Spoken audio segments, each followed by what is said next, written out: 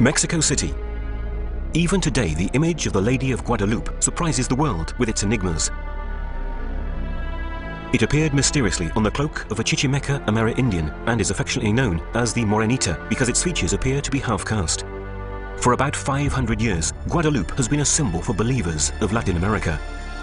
Religious tradition tells that 10 years after the conquest of the Aztec capital, later known as Mexico City, at dawn on December the 9th, 1531, the Amerindian Juan Diego was traveling to Tlatelolco. As he traveled across Mount Tepeyac, he was attracted by the harmonious song of birds from the peak where the sun was rising. He moved towards the peak of the hill. He heard a voice quietly calling him and saw a girl standing in a bright light. She spoke to him in the cultured language of the Aztecs, Nahuatl.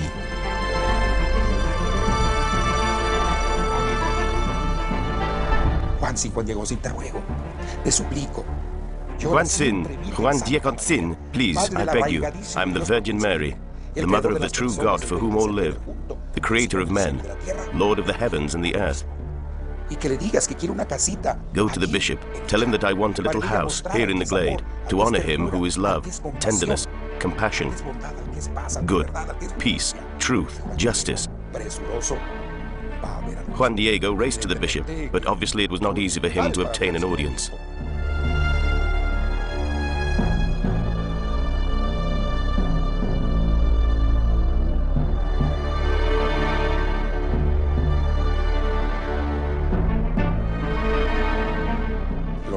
Finally, he was received, but the bishop did not believe him and said, "I will listen to you later, when I have time." So, Juan Diego, disappointed, returned to the mountain. That same day, he climbed Mount Tepeyac once again, and once again met Mary. Juan Diego humbly asked whether it would be better to send someone more important than himself. But Mary answered,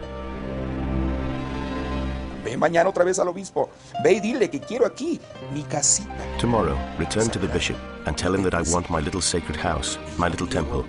The next day, Sunday afternoon, Juan Diego returned to the bishop, who did not believe him and said, "Bring me proof, a sign, so that I can believe that it is truly the Lady of Heaven who sends you."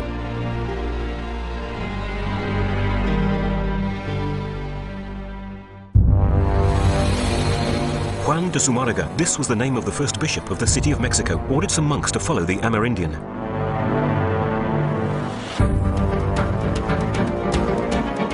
The monks followed him for some time along the path through the woods, but they could not keep up with him, and finally, inevitably, they lost sight of him. Once on the peak of Mount Tepeyac, Juan Diego met Mary once again. When she heard from the poor man that the bishop wanted proof, Mary asked Juan Diego to return the next morning when she would give him a sign to show to Zumárraga. However, Juan Diego did not return the next day. In fact, he had to go and look for a priest, fearing for his uncle, who was seriously ill.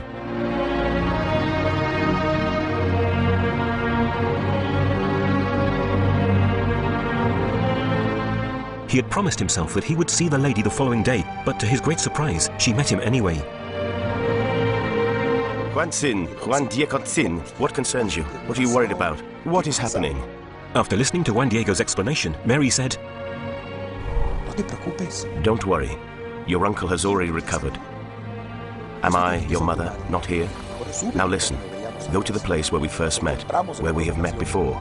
There you will find some flowers. Pick them and bring them to me." Juan Diego immediately went to fetch the flowers, wrapped them in his cloak, and took them to the lady.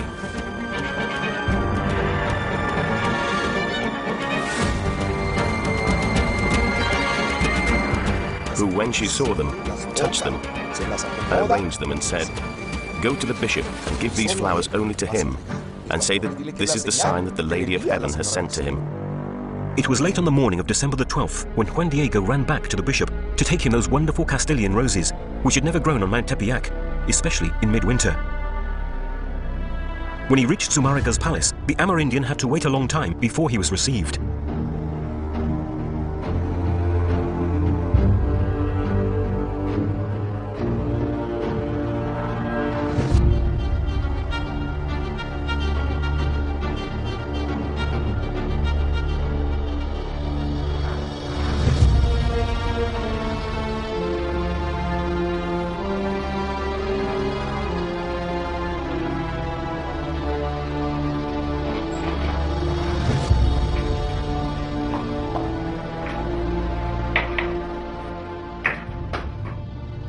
When he stood before the bishop, Juan Diego told him of his conversation with Mary and opened his cloak to show the flowers.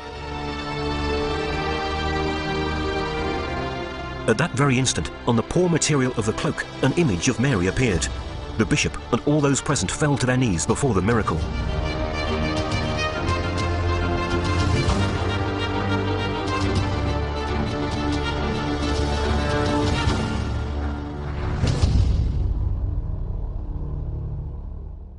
Juan Diego, having fulfilled his task, returned to the uncle he had left the day before.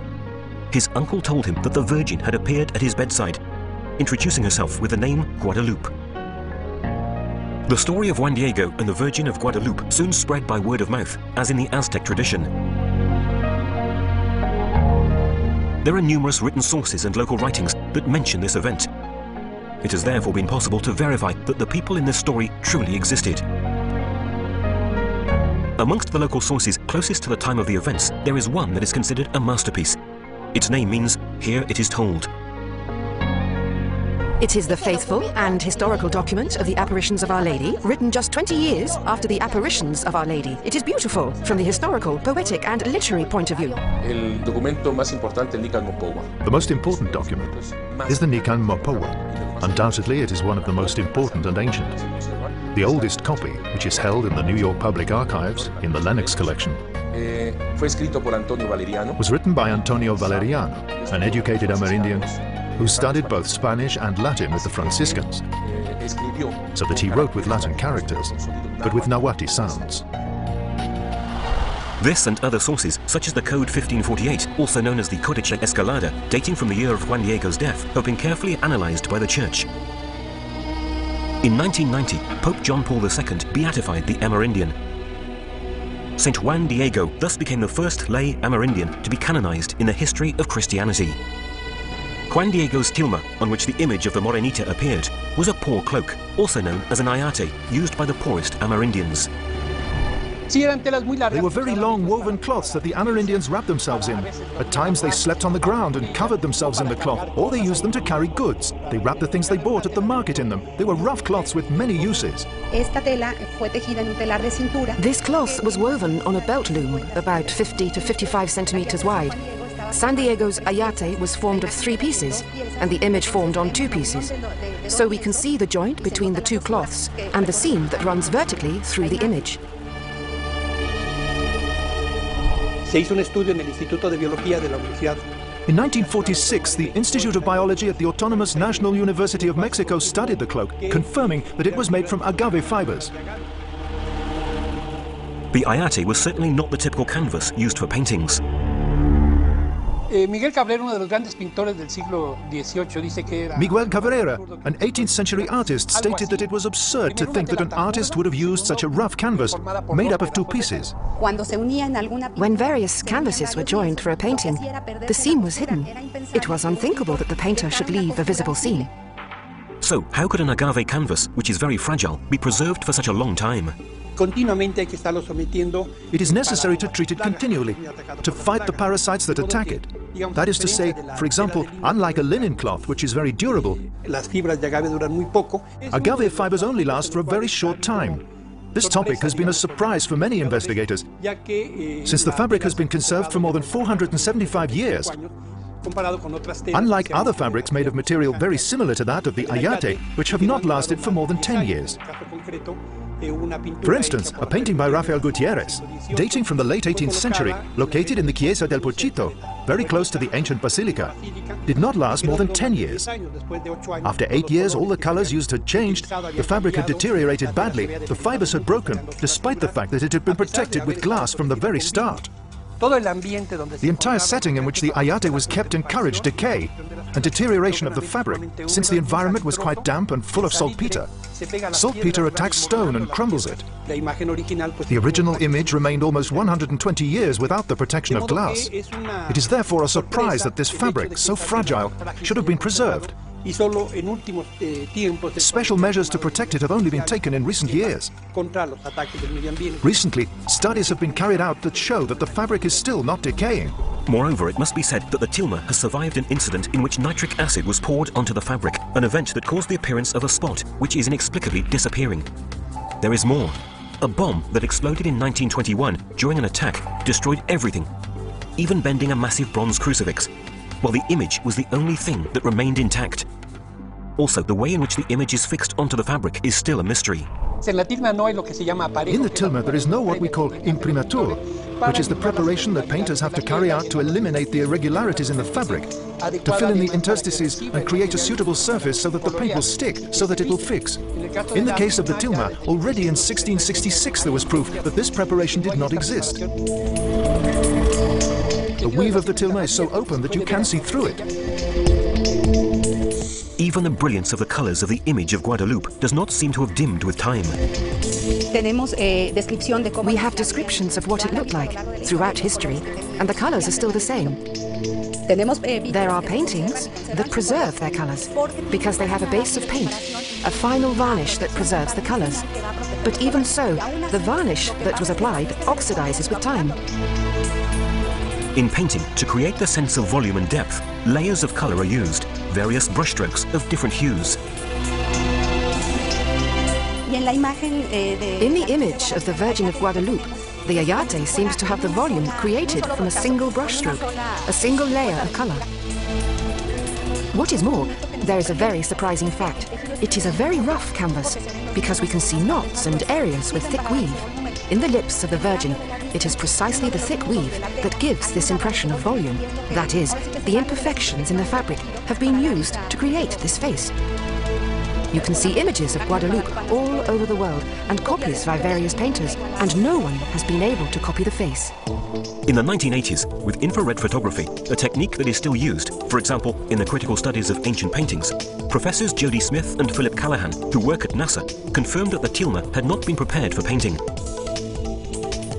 They also said that there was a total absence of brushstrokes. No strokes, no technique of known painters. What is more,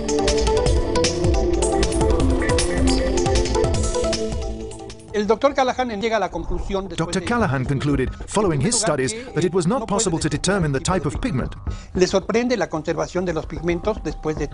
fact, he was surprised that the pigment had been preserved for such a long time. He was also surprised by the fact that the tilma did not show any damage, caused by the smoke and the light of the candles that were used. Callahan's discovery confirmed the results of previous chemical analysis of the tilma. In particular, through a study carried out in 1936 by Dr. Richard Kuhn, a yellow fiber and a red fiber of the ayate were analyzed. Kuhn could not determine whether the pigments were of vegetable, mineral or animal origin. Nor has it been possible to explain the preservation of the pigments, which after such a long time appear so natural. This is not true of many copies. Dr. Kuhn was an expert in his field. He received a Nobel Prize for chemistry, and he understood the chemical composition of acids, pigments, tinctures, and bases. Smith and Callahan stated, however, that parts of the image could have been added at a later date, such as the rays of the sun, the stars on the cloak, and the moon under the Virgin's feet. But in that case, how can we explain that all the copies of the painting, even very close to the time it was created, show all the elements of the original image? One of the most ancient copies, certainly realized prior to 1571, is held in Italy, in the province of Genoa. This image came to Italy through Philip II, King of Spain, who received it as a gift from the second bishop of the city of Mexico. Philip II in turn gave it to an admiral of his fleet, who was Genovese Andrea Doria. Tradition says that Andrea Doria carried this image with him, hanging it in the principal galleon of the Catholic fleet of the waters of Lepanto, where Christianity conquered the Turks. In the 70s, Father Mario Rojas, an expert in the Aztec population, showed that the image of Guadeloupe is a true Mesoamerican code, full of symbols from the Nahuatl culture. Everything that we find in the image of Our Lady has a meaning.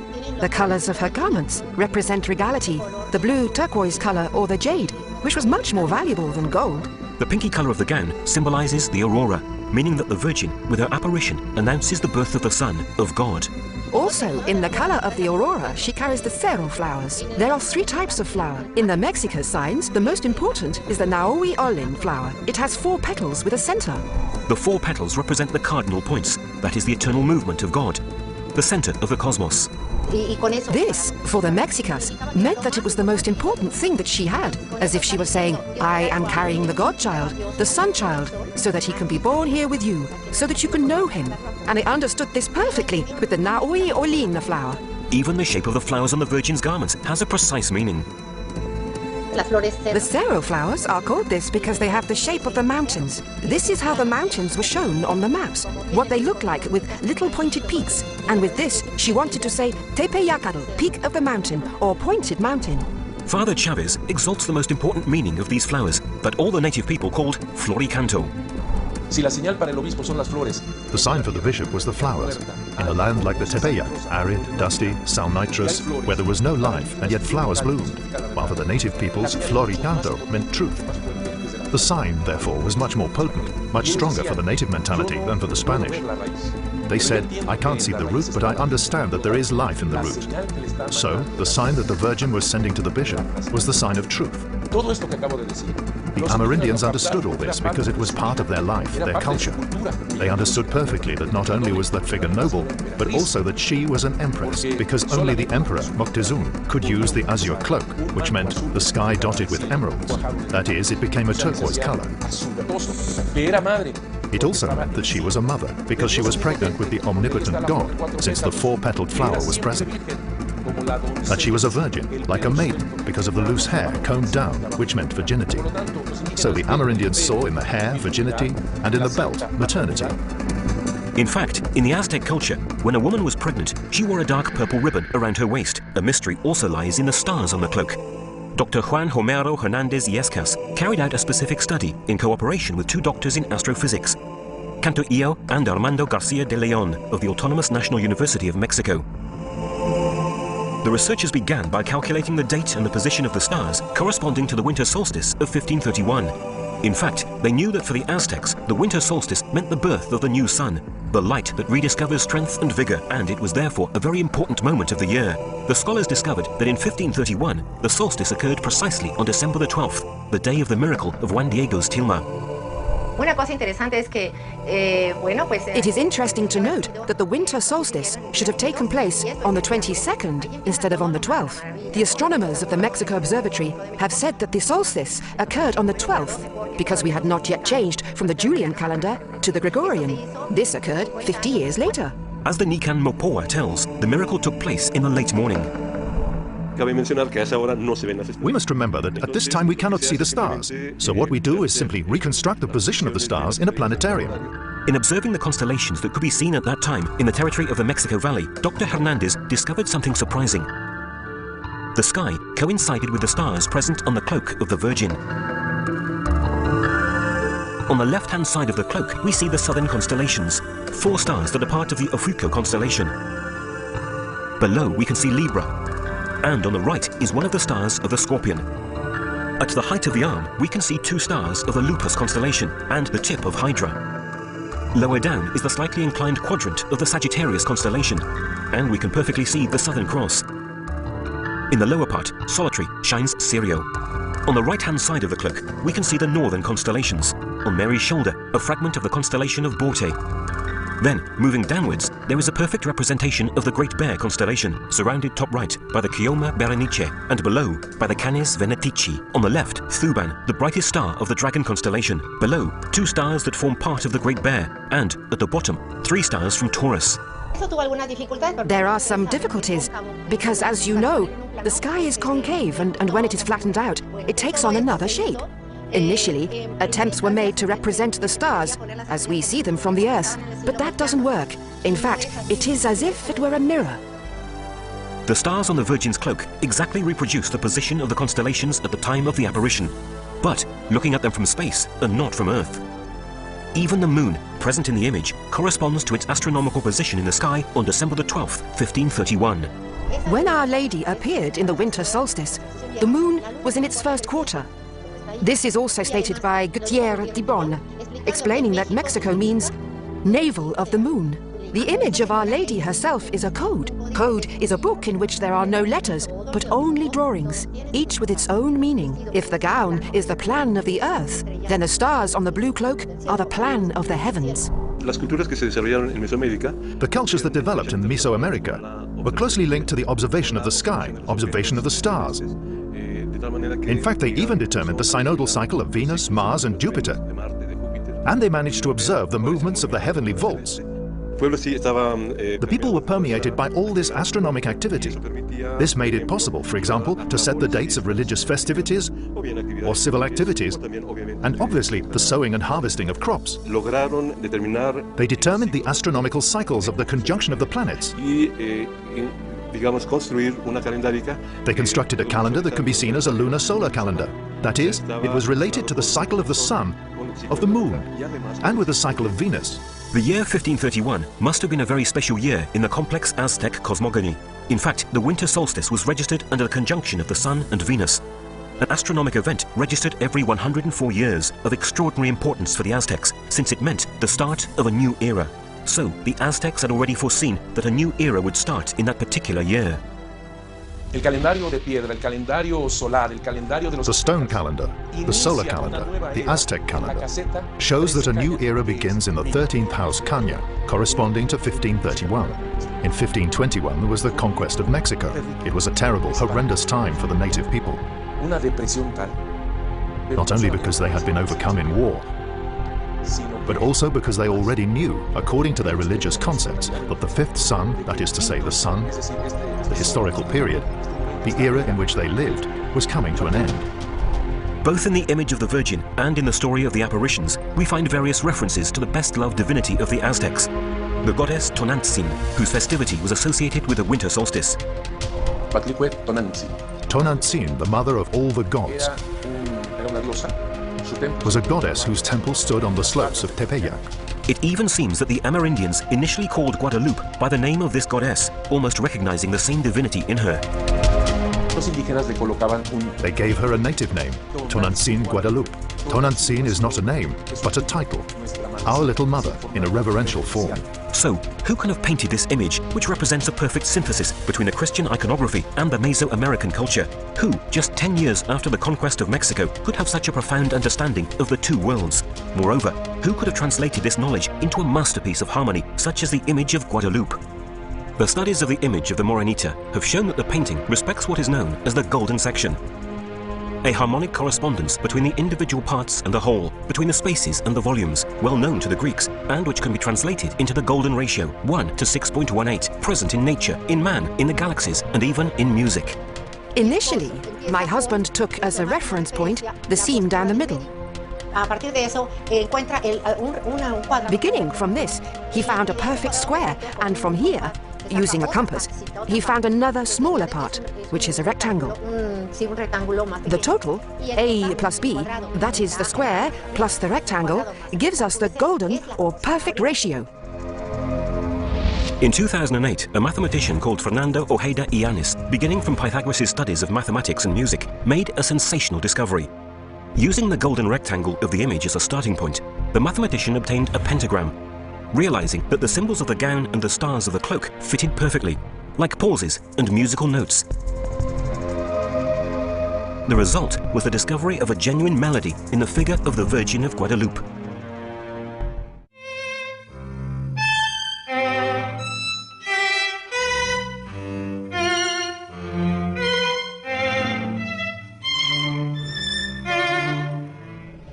But the wonders that surround Guadeloupe do not end here.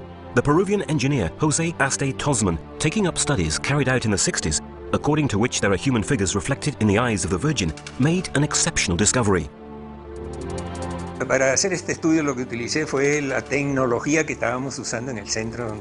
carry out this study, I used the technology used in the center where I work, which is known as digital image process.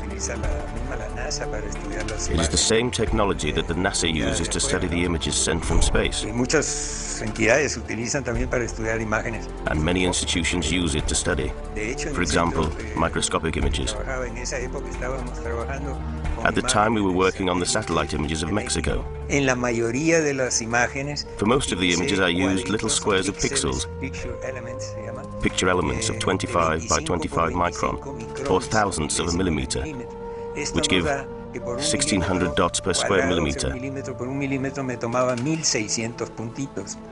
Las ampliaciones fueron hasta crecido 2000 veces. The images were enlarged 2,000 times to obtain very specific details.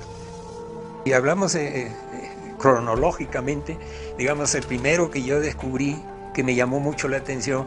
Following a chronological order, the first figure that I found and that attracted my attention was that of a native man, sitting with his legs crossed as the Mexicans used to do at the time.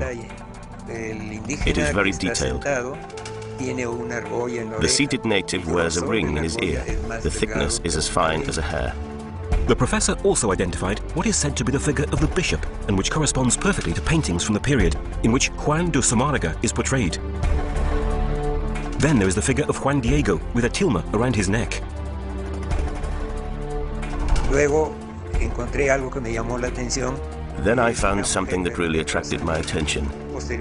It was a black woman, who I later found out actually existed in history.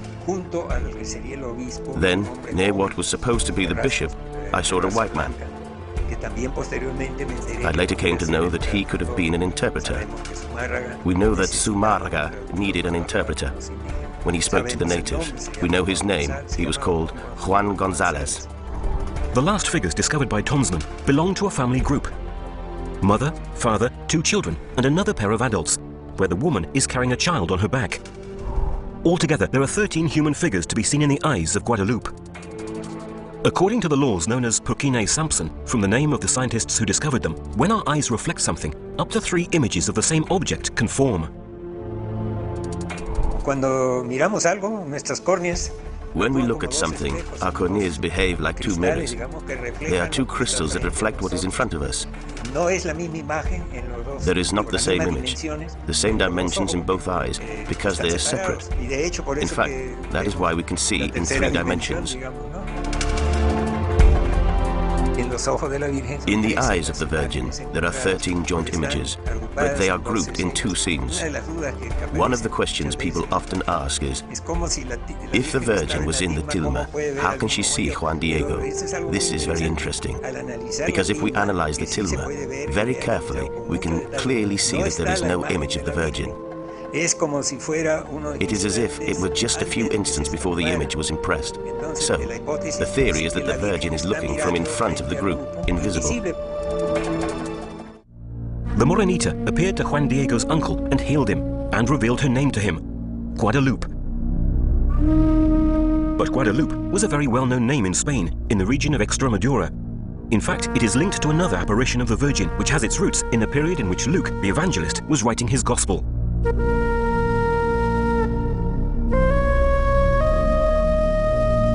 Not having known Jesus personally, St. Luke interrogated all those who'd had the opportunity to listen to him or to meet him, gathering numerous testimonies. The apostle St. Paul played a fundamental role in the writing of his gospel. The evangelist accompanied him on his long journeys from Palestine to Greece, asking him numerous questions about Christ and his teachings. He was present when the apostle preached to the people.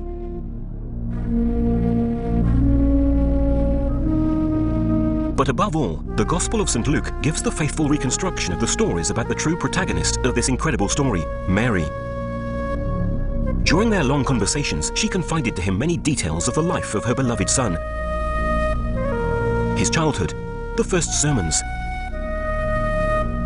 St. Luke carefully noted her words, listening devotedly. That is why his work is also called Mary's Gospel. Apart from being an evangelist, it is said that St. Luke was a doctor and an artist. The Virgin was the subject of many paintings and sculptures attributed to him. It is precisely from one of these works that the incredible story that brings us back to the Virgin of Guadeloupe in Mexico begins. It is a little statue portraying the Virgin and Child that was placed beside the body of St. Luke when he died in Thebes. So, how did this artifact from Greece arrive in the Extremadura region of Spain? It is said that the statue was carried from Thebes to Constantinople, together with St. Luke's coffin, on the orders of the Eastern Emperor Constantius in 357 AD.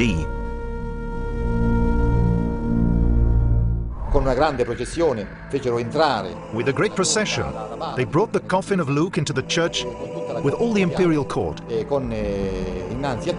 the head of the procession was the Bishop of Constantinople, Macedonius, who held this statue on high while the procession proceeded towards the central altar. It is known that the statue was later given by the Eastern Emperor Maurice to the future Pope Gregory the Great, at the time when he was at the court as the Pope's ambassador. When he returned to Rome, Gregory had two images of the Virgin. One was a painting. The other was a small wooden statue that he took with him to his cell at Celio. Shortly afterwards, in 590 AD, Gregory was elected Pope. But the statue by St. Luke did not remain in Rome for long. Gregory decided to donate it to a friend of his, a very spiritual and intelligent man, Leandro, the Bishop of Seville.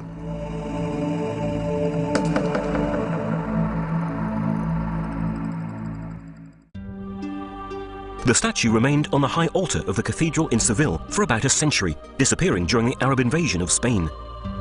Tradition says that the clerics took it in order to take it to safety. They put it in a sack and fled to the west.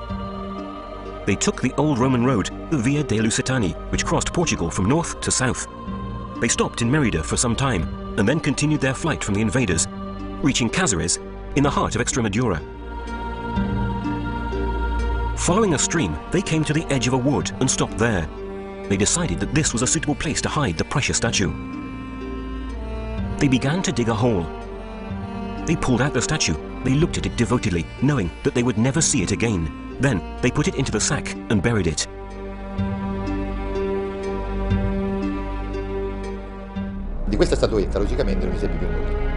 Obviously, nothing more is known of this statue, but traces of it have remained in the popular legends of the area, with the people of the area.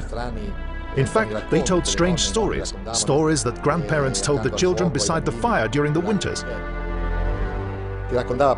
They told of a treasure hidden in the woods. For 600 years, the little statue by St. Luke was forgotten until the summer of 1329. Tradition tells that in that year, Gil Cordero, a herdsman from Cáceres, went into the woods to look for a cow that had strayed from his herd. He wandered around for 3 long days, walking the rough tracks of Extremadura.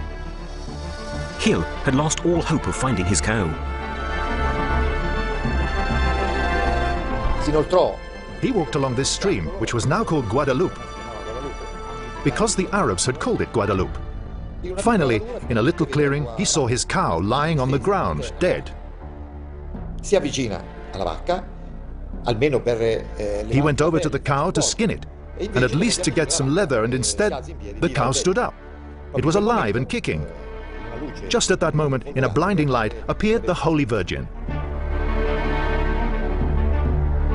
Mary asked the man to bring the local priests to the clearing and to tell them to dig in exactly the place where the animal had lain, revealing that they would find a wooden statue of her to be venerated.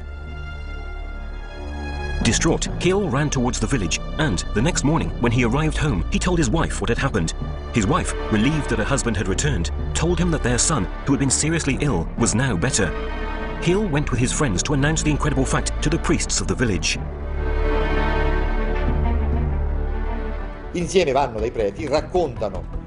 Together they went to the priests, and they told them what the Virgin had said, emphasizing above all the phrase that the Virgin had pronounced, "May a small house be built here, where the poor who arrive must be given at least 1 meal a day." The priests went to the place of the apparition, and when they dug, in effect they found the wooden statue sculpted by St. Luke. Right at that spot, near the Guadeloupe River, the first hermitage was built, which soon became a place of great devotion and residence for the very poor.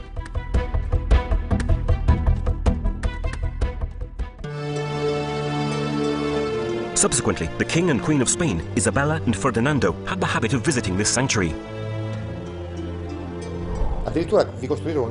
They even built a house, their residence, and from that place they signed many decrees, many laws. One of these decrees was whether or not to finance the adventure of Christopher Columbus. There are still many proofs of Christopher Columbus's particular devotion to the Virgin of Guadeloupe in Extremadura. A significant episode is reported in his ship's log. On his return from discovering the Americas, Christopher Columbus' ship ran into a terrible storm. In this tremendous moment of fear, Columbus gathered the crew and swore that if the Virgin Mary saved them from this terrible storm, some of them should make a pilgrimage to sanctuaries in Europe. Columbus kept his promise. He went to the sanctuary of the Virgin of Guadeloupe in Extremadura.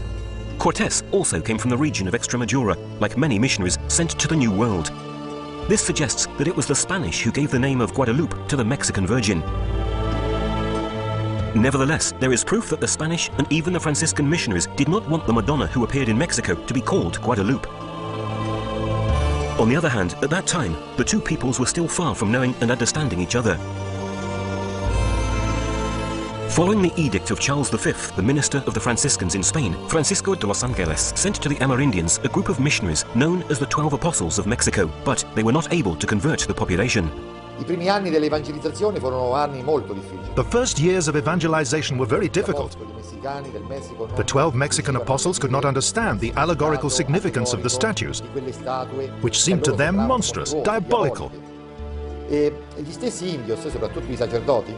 And the Amerindians themselves, above all the priests, could not understand why these men, so holy, who brought a message of peace, who brought a message of brotherhood, were any different from their white Spanish brothers who tortured, imprisoned and killed them.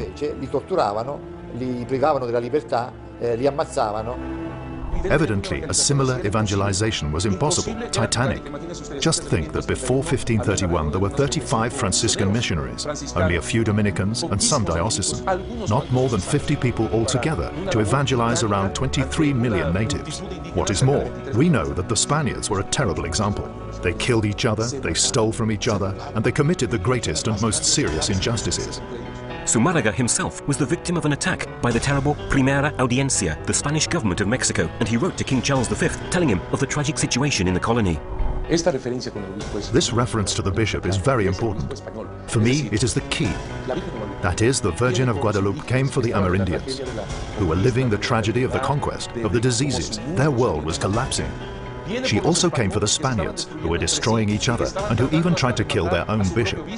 She came to resolve the problems of everyone, not only the native population. She also spoke to the Spaniards of the time and to the half-castes who were being born.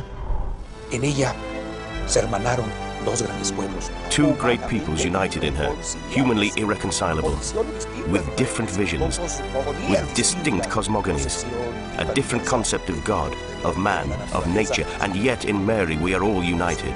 In Mary we are integrated. The breadth of the message that the Virgin of Guadeloupe incarnated in her image was enormous for Latin America. Guadeloupe arrived to give dignity and protection to all, personifying with her half-caste features the birth of a new race, the fruit of union and integration. That is why Guadeloupe has become the symbol of the Mexican population, which was born from that encounter, at first very violent. In her, we can see a sort of futurism, because the first half-castes were born in 1521, and the Virgin appeared in 1531.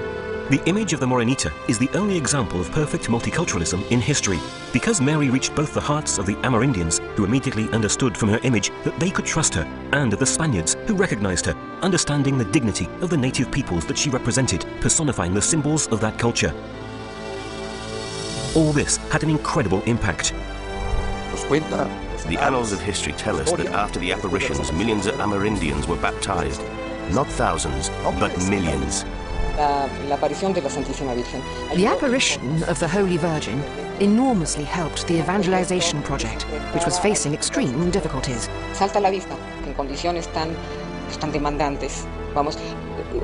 It is clear that an inexplicable external factor helped the mass conversion that took place here, in the center of Mexico. This external factor was the Holy Virgin. We believe in this. The Guadeloupe image seems to have what we could call the gift of tongues. That is, it speaks to everyone with their own language. To the scientists in science, to historians in history, to anthropologists in anthropology. And as time passes, we can think that the 16th century apparitions spoke to the Amerindians through this image, which for them was a code. For them, the image was a way of communicating, and in it they saw and read a series of messages. A message of love. And that is how the cloak of a poor Amerindian with exceptional characteristics changed the history of the peoples of Latin America.